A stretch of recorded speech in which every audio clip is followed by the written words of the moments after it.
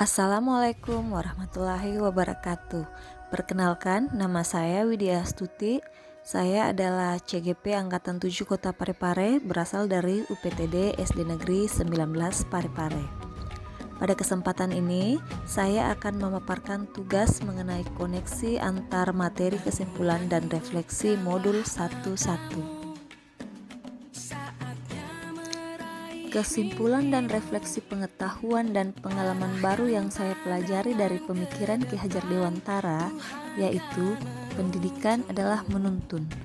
Pendidik bertanggung jawab menuntun tumbuh atau hidupnya kekuatan kodrat pada anak agar dapat memperbaiki lakunya hidup dan tumbuhnya kekuatan kodrat anak. Kodrat anak adalah merdeka, dan pendidikan berhamba pada anak. Memberikan pengajaran dan pendidikan kepada anak dengan ikhlas, mendekati sang anak dengan cinta kasih, mendampingi tumbuh kembang anak dengan menciptakan suasana yang menyenangkan dan gembira, memerdekakan anak secara lahir dan batin.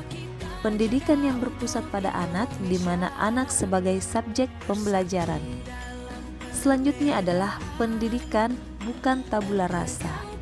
Maknanya, anak terlahir dengan segala sifat dan kemampuannya, bukan seperti kertas kosong.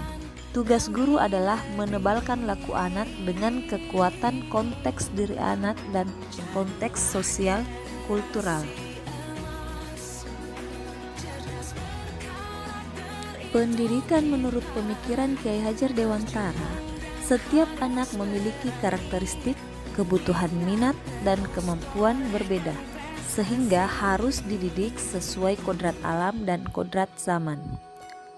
Guru bertanggung jawab dalam menuntun anak agar tidak kehilangan arah dalam mencapai tujuan hidupnya, bahagia sebagai individu dan masyarakat. Dalam mendidik anak, guru ibaratnya seorang petani, di mana tugas seorang petani adalah menanam, menyiram, memberi pupuk, merawat tanamannya dengan baik. Begitupun dengan guru, mengajar dan mendidik anak sesuai minat, kebutuhan, dan karakteristik anak.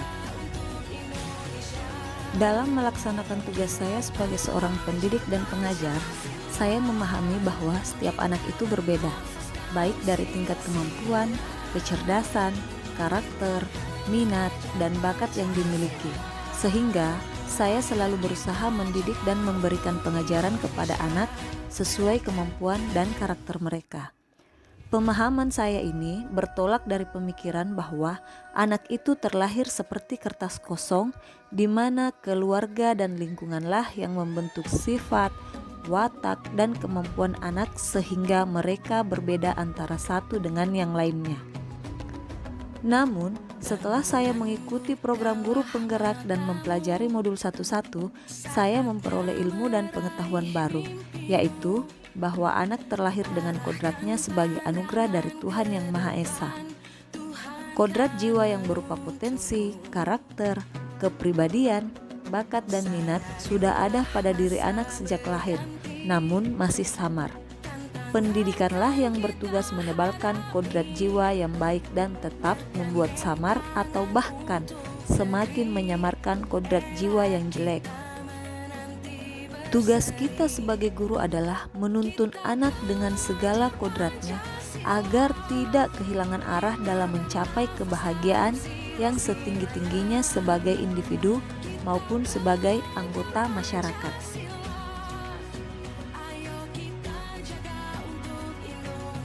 Sebagai seorang guru, sudah sepatutnya kita selalu berusaha menyajikan pembelajaran yang bermakna dan menyenangkan bagi anak didik kita, semaksimal mungkin untuk melaksanakan prinsip-prinsip pembelajaran Kiai Hajar Dewantara.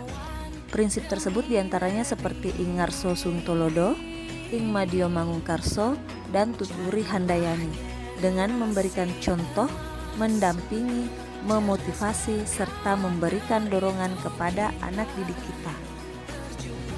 Setelah memahami filosofis pendidikan Kiai Hajar Dewantara, banyak praktik baik yang ingin dan akan saya lakukan di dalam kelas dan sekolah tempat saya mengabdi. Yang pertama yaitu Saya akan memandang peserta didik sesuai dengan kodrat jiwanya masing-masing yang dibawa sejak lahir, sehingga saya mampu menciptakan ekosistem pembelajaran yang mendukung tumbuh kembang mereka, di mana sebagai seorang guru saya harus memahami perbedaan karakter mereka, menjalin komunikasi yang baik dengan anak dan orang tua anak sebagai bentuk kepedulian dan tanggung jawab serta kerjasama dalam mendidik anak. Yang kedua, saya akan mengembangkan minat bakat dan potensi anak melalui berbagai kegiatan ekstrakurikuler, diantaranya dalam bidang kesenian, seni tari, baca puisi, menyanyi, dan kegiatan kepramukaan serta baris berbaris. Yang ketiga, saya akan menggunakan berbagai strategi atau pendekatan pembelajaran sesuai minat, kemampuan, karakteristik, dan gaya belajar anak yang menyenangkan dan berpusat kepada anak.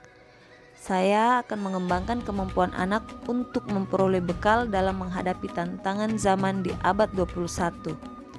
Anak menguasai iptek namun tetap mengedepankan karakter dan berbudi pekerti luhur.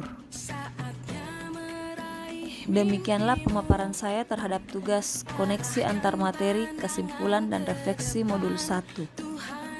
Kritikan, tanggapan, dan saran kami nantikan untuk perbaikan diri yang lebih baik. Wassalamualaikum warahmatullahi wabarakatuh.